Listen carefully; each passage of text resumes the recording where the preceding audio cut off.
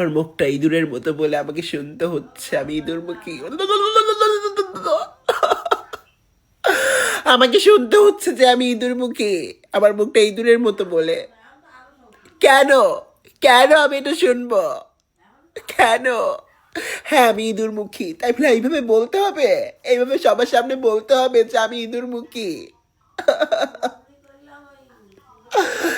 আমি নাকি 15,000 টাকা নিয়ে চাকরের মতো লাইফ করি। আমি নাকি চাকর, আমি নাকি চাকর। এটাও শুনতে হচ্ছে আমাকে। আজকে একজন ভালো ইনফ্লুয়েন্সার হয়েছি, তাই আজকে চাকরানির নাম নিতে হয়েছে।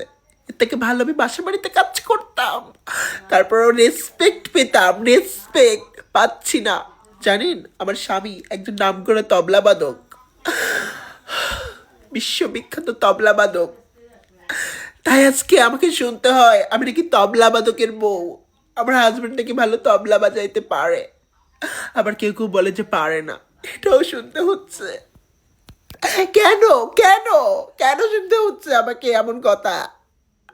আমার মুখটা ইঁদুরের মুখ মতো বলে আমি ইঁদুর মুখে, এই জন্য আমাকে এত কথা শুনতে হবে?